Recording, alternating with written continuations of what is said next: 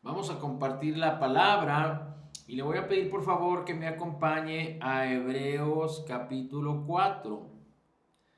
Hebreos capítulo 4 y vamos a empezar a leer desde el versículo 1. Dice así, en la versión Reina Valera 60, dice, temamos, pues no sea que permaneciendo aún la promesa de entrar en su reposo, alguno de vosotros parezca no haberlo alcanzado.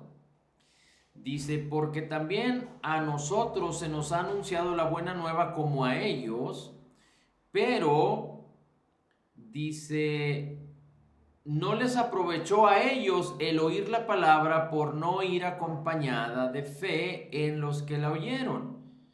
Y aquí se está refiriendo al pueblo de Israel, al pueblo que salió de Egipto por mano de Moisés. Y dice, pero los que hemos creído entramos en el reposo del Señor de la manera que dijo, por tanto juré en mi ira, no entrarán en mi reposo. Y se está refiriendo al pueblo de Israel que salió de Egipto.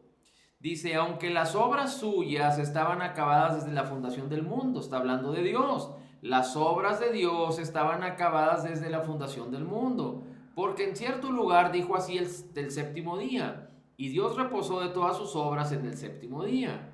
Y otra vez aquí, no entrarán en mi reposo. Es lo que la palabra del Señor dice en el Antiguo Testamento respecto al pueblo de Israel, por causa de su desobediencia, por causa de su incredulidad. Dice el versículo 6, por lo tanto, puesto que falta que algunos entren en el reposo o que entren en él, y aquellos a quienes primero se les anunció la buena nueva no entraron por causa de desobediencia, otra vez determina un día hoy diciendo después de tanto tiempo por medio de David, como se dijo, si oyeres hoy su voz, no endurezcáis vuestros corazones. Porque si Josué, respecto al pueblo de Israel, les hubiera dado el reposo, la palabra Dios mismo no hablaría después de otro día. Por tanto, queda un reposo para el pueblo de Dios, es decir, para ti y para mí.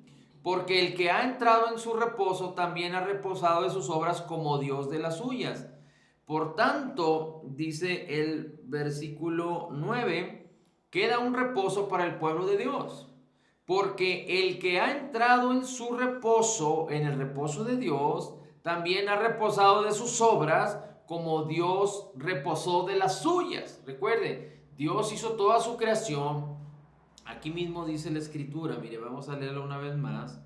Dice que aunque las obras de Dios estaban acabadas desde la fundación del mundo. Así es que Dios, después de que hizo toda su creación y manifestó todas las cosas en la tierra, Dios creó los cielos y la tierra, después todo lo que hay en la tierra, incluyendo al hombre.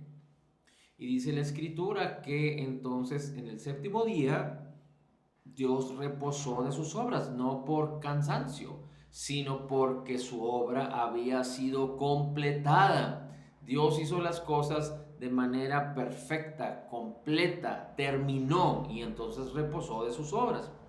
Así es que este último versículo que muchos malinterpretan y utilizan para todos aquellos que fallecen, es decir, creen que porque fallecen pues ya reposaron de sus obras, pero por supuesto que sí. Ya no hay manera de que la carne opere en alguien que ha fallecido. Ya no hay manera de que el fallecido quiera intentar cumplir la ley, porque ya no está más para estar en este mundo, al menos en su cuerpo, sino que su espíritu va a donde le corresponda. Si es en Cristo, va a la presencia de Dios.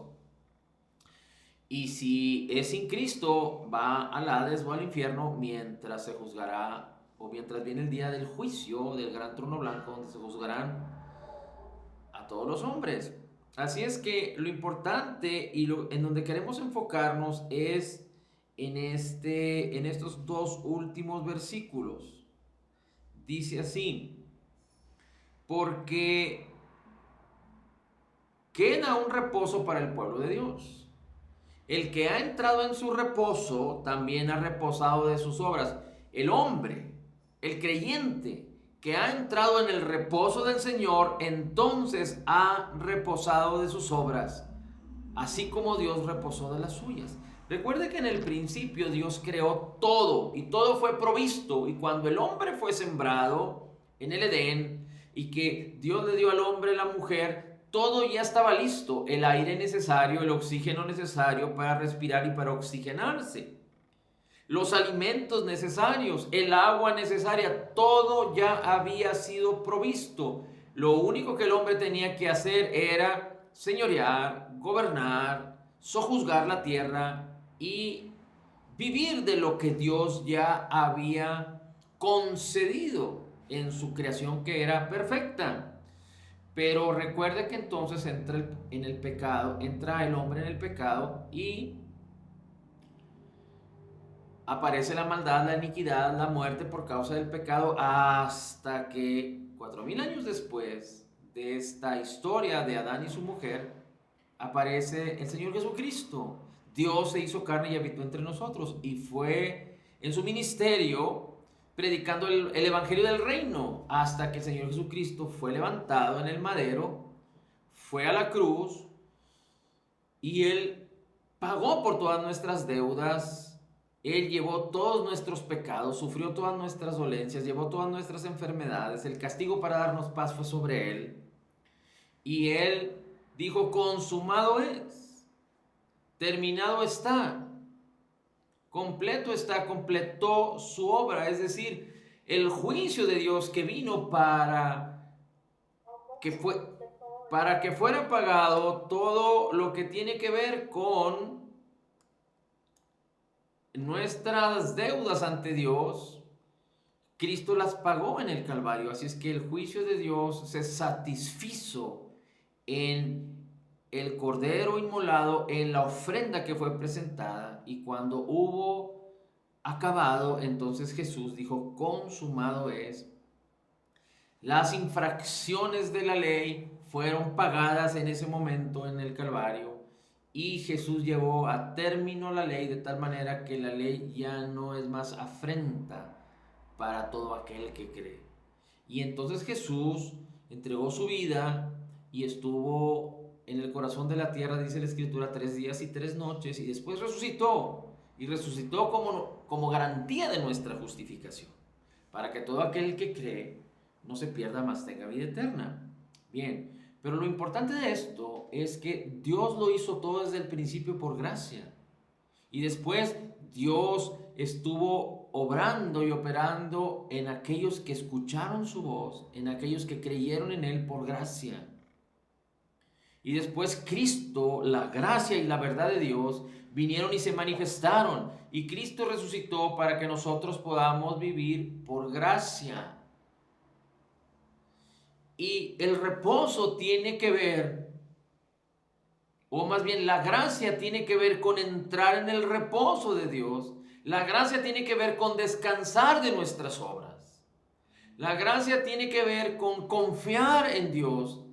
Reposar es confiar plenamente en lo que Dios ya hizo, en lo que Dios ya proveyó. Y hemos puesto muchas veces ejemplos y los decimos para que de alguna manera o de otra podamos entender y alumbrar nuestro entendimiento, no para condenación ni para que usted se sienta mal, pero confiar y reposar en lo que Dios ha hecho y en su palabra tiene que ver con confiar.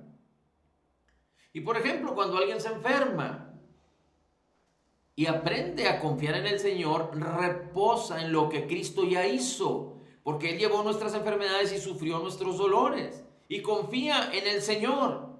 Y aprende lo que la palabra de Dios dice y permanece y resiste la enfermedad y al diablo y el engaño y la mentira. Y declara sanidad sobre su cuerpo por lo que Cristo ya hizo. Y entonces puede apropiarse, puede manifestar, puede disfrutar la bendición de la salud y el bienestar. Pero alguien que no se está ejercitando en confiar, en reposar, entonces no confía en el Señor, no confía en la obra de Cristo porque no confía que fue perfecta, o al menos es que cuando las personas se sienten alejadas de la bendición de Dios y creen que para ellos no es, entonces están desconfiando de la obra de Cristo, porque la obra de Cristo no solo fue perfecta en Él, sino es perfecta para alcanzar a todos los que creen. Pero como leímos aquí en Hebreos 4 al principio, ellos también escucharon, el pueblo de Israel escuchó la palabra, pero no les aprovechó porque no creyeron la palabra. Escucharon la buena nueva, pero no les bendijo la buena nueva porque no creyeron en la buena nueva. Y entonces cuando alguien está en problemas de escasez, en problemas de pobreza y confía en el Señor, entonces entiende el proceso de que Dios ha bendecido tus manos para prosperar, y aquel que sabe que sus manos han sido llamadas para prosperar y que somos administradores, no dueños, entonces sabe que lo que hace causará bendición. No hace memoria de sus fracasos y de cómo le ha ido mal en la historia pasada, pero pone sus ojos en Jesús, y dice la Escritura que en su pobreza nosotros hemos sido enriquecidos. Y Dios ya ha abierto las ventanas de los cielos. Y entonces en su corazón crédulo, creyente, no solo sabe que sus manos tienen el poder para bendecir y para prosperar, sino en todo lo que haga, en sus trabajos, en su negocio, en todo lo que haga, pero también sabe que hay una ley de reciprocidad de la siembra y la cosecha. Pero entonces aquel que no confía en que esto es de Dios, aquel que no confía en que esto lo hizo Cristo en el Calvario, redimiéndonos de la pobreza, entonces acapara, entonces es envidioso, entonces es egoísta, entonces juzga.